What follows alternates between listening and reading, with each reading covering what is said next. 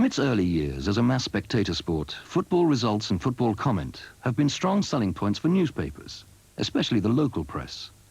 Newspapers like the East End News popularised the personalities, analysed the games, and encouraged local loyalties and local involvement.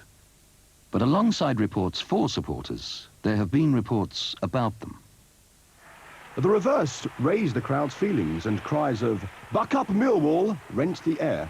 Things began to look ugly at the conclusion of the match. Not only was the referee baited, but a large stone was thrown at him, which struck a lad on the hand. This is not the first time this season that the referee has met with a discordant reception at Millwall. Missile throwing and other notes of discord, including foul language, pitch invasions, demonstrations against officials, are all recorded from the early years. Right up to the Second World War, behaviour which would now be severely punished was an expected part of crowd exuberance. 2-3 when Foxall nets. That's right, there's no time to waste. Foxall agrees and promptly repeats the dose. Beating both Ward and Watkin, he drives home a beauty which leaves Hooper helpless. Assistance is again at hand, but it's all got to be played again. Result, 3-all. But even so, Millwall had a poor record. The club was punished by the Football Association on no less than 6 occasions between 1927 and 1949. A game against Bradford in March 1934 was described by Ted Houghton, writing for the Sunday Pictorial. He told how, after the game, a crowd of nearly 4,000 strong assembled. There were shouts and catcalls, and the crowd began to chant, "We want the referee." The News of the World had only a small report, but it spoke of exciting scenes and free fights between players on the pitch. Afterwards, the crowd refused to leave the ground, demonstrating against the directors in the stand. Mud was flung at the windows. But in court the following Monday, the authorities were tolerant. The magistrate described it as a case of overexcitement. The local papers criticised the scare headlines in the national press. Nevertheless, the FA closed the ground for 2 weeks. In November 1938, the club was fined. The New Cross crowd threw squibs, crackers and the rest as the players left the field. There were some occasions when Millwall crowd got a bit obstropolous and let the referee know what they thought of them. And I can remember one match with Bradford City when Millwall won 6-1, where one of the players actually threw, one of the spectators actually threw a bottle at the goalkeeper. So it's not just football hooliganism today. It happened then on occasions. Post-war, the pattern remained the same. The morons of Millwall have done it again. The last Football League club to have its ground closed was the Lions. After an interval of 13 years, the chopper has fallen again. As so often before and since, the local reporter, closer to the actual events, had his reservations. The South London press did not refer to the matter. That was precisely how important the event looked to me. Had I said anything at all, it would be that the FA should find more efficient referees. 2 years later, yet another referee became the target of fans' abuse and was assaulted by more than 100 supporters outside the ground. Again, the den was closed. But even the national press commented on the game rather than the incident. The football supporter was expected to be noisy and boisterous. Apart from good football, a feature at the Den is the Lions Roar. These supporters rise at the crack of dawn on match days, have a gargle, and are so articulate that they ought to be allowed in the ground free of charge.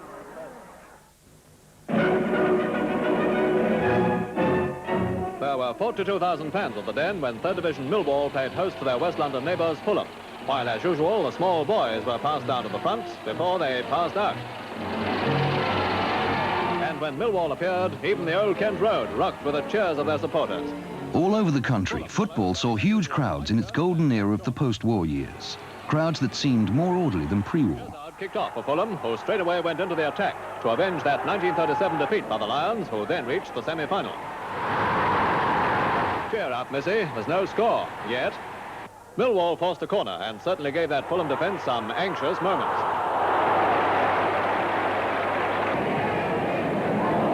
But Fulham scored first. Macaulay centred, and left winger Campbell made no mistake.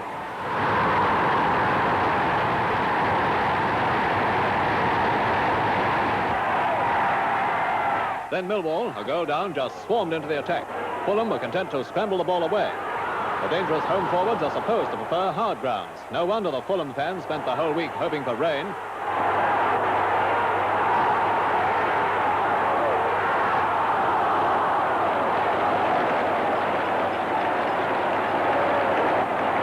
The second half, and still it's Fulham 1-up. They say the vocal support of the Den is worth a goal to the Lions, but though there was plenty of this, Millwall just couldn't confirm this report. But although it remained a mass spectator sport, by the mid-50s, those crowds began both to decline and to change.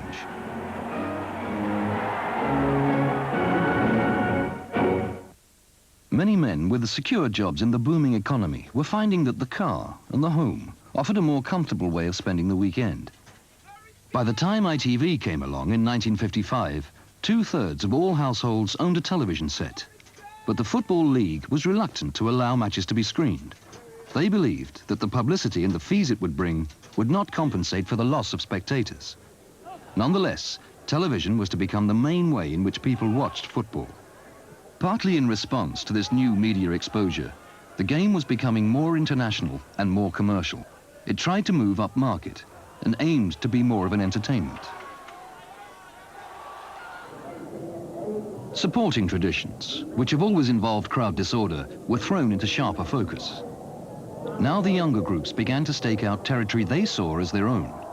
By the early 60s, the tradition of the Ends was established, with their songs, chants and rituals. And they caught the ready eye of the press. By the 1960s, the popular press was becoming more competitive, more graphic, more determined to pursue stories which would instantly grab the attention. Now, the relative prosperity spreading to the working classes included working-class youth. The newspapers reported the spectacle of these young men and women with their expensive clothes, their musical crazes, and their free time, with a mixture of horror and fascination.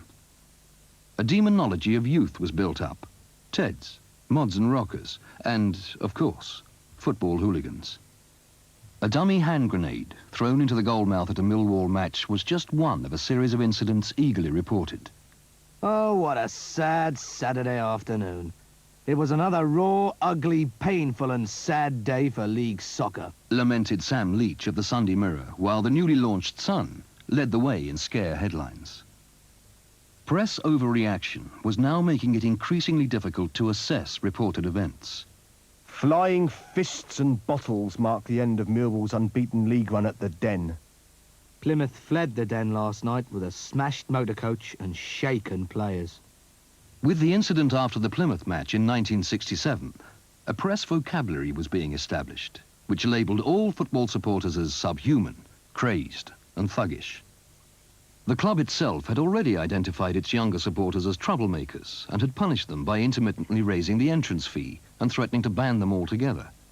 Now there were regular, stern warnings in match programmes. Good afternoon, ladies, gentlemen and boys. The irresponsible acts of hooliganism by a bunch of youngsters continue to be a matter of grave concern to us. Please don't let your enthusiasm make you do such ridiculous things as running onto the pitch. These hooligans must be stopped. Millwall was forced to act after a highly disputed incident in which referee Norman Burtonshaw claimed to have been struck by Millwall supporters. Similar incidents had happened in the past, but the mood of the times was different. In November '67, the first cages went up at the Den.